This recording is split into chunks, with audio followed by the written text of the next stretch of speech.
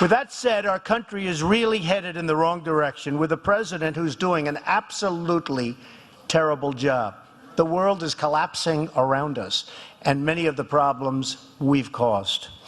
Our president is either grossly incompetent, a word that more and more people are using, and I think I was the first to use it, or he has a completely different agenda than you want to know about, which could be possible.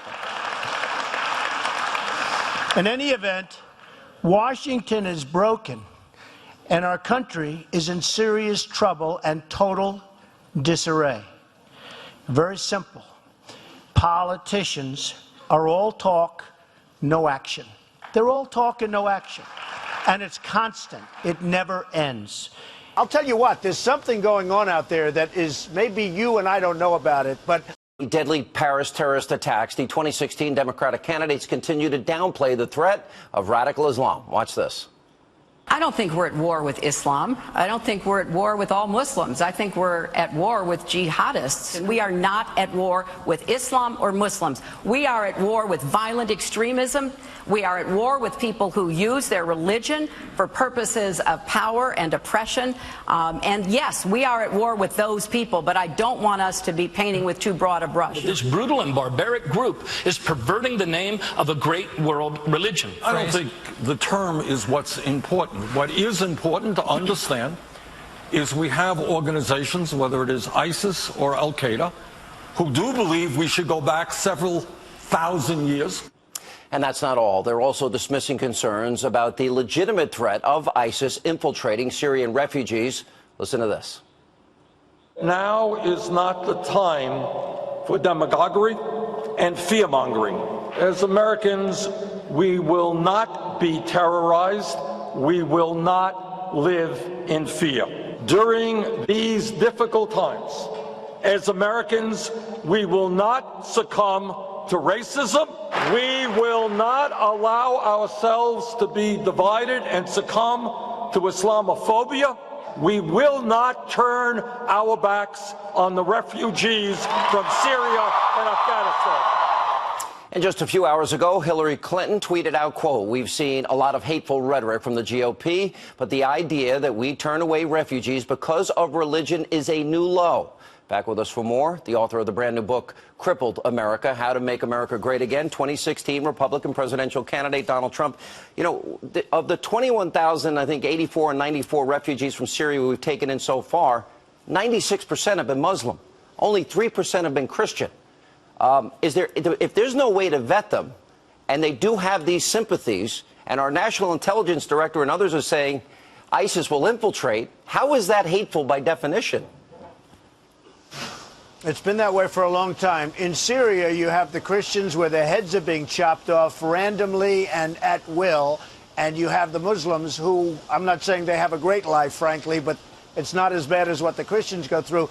I've been told by very, very good sources and people that really understand what's been happening over the last number of years, the hardest thing you can do is be a Christian in Syria and come into the United States.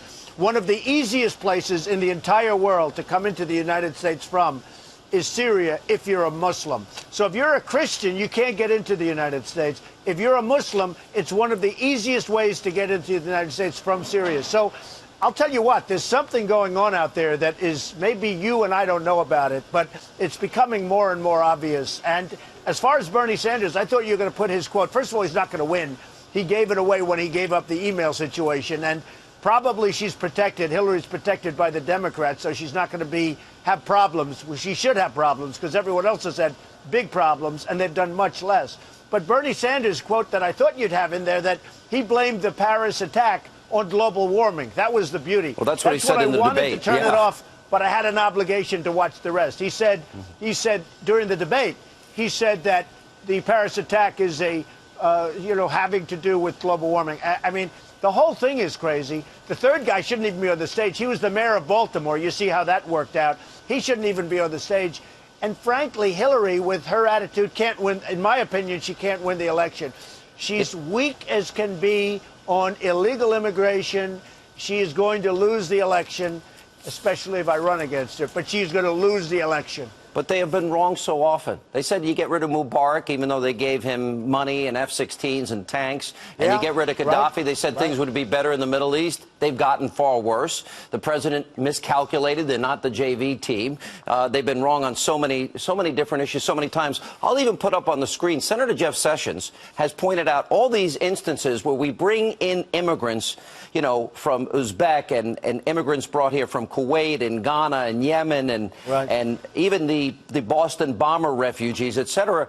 All these people come in, and we'll put it on the side of the screen, and we have been wrong so many times. They get here and commit acts of terror against us.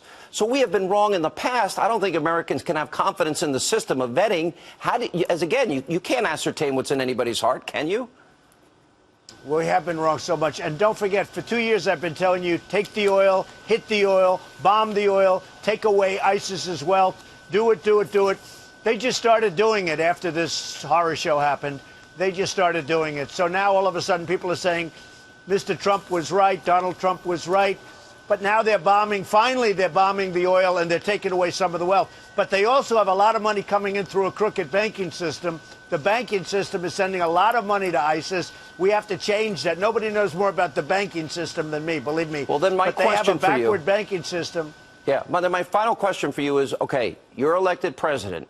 This is a huge problem. How quickly could you fix this problem? How quickly does the wall get built and you take control of it? And give me the specific steps that you take and how fast it would get done. First thing I'd do is I'd get everybody together, because we don't want to do this by ourselves, Sean. This is a problem. This is a worldwide problem. I'd get everybody together. That includes Russia, and I've been right about that, too. Now, all of a sudden, Putin's going wild with bombing ISIS, and that's a good thing, not a bad thing. Who needs to take the credit? Let him have some credit. But I would get everybody together, and I'd blast the hell out of them. They wouldn't be there long, believe me. I would blast the hell out of them. And you're right. The source of wealth, their primary source of wealth, is the oil that we should have kept when we left Iraq. We shouldn't have been in Iraq, but we should have kept it when we left Iraq. But their primary source is the oil. We should bomb the hell out of it. And now they're just starting to do that, but they're 2 years late. And interestingly, after Paris, all of a sudden, they start bombing sites that they knew about for a year and a half. Why didn't they bomb them a year ago? They're training sites, and they could have bombed them a year ago, but they started bombing them after the tragic events of Paris. So many things are wrong. We need leadership in the world now. You know, it's really a worldwide leadership. But boy, do we need leadership in our country. Well said. All right, Mr. Trump, thank you so much for your time. We appreciate it. Thank you very much.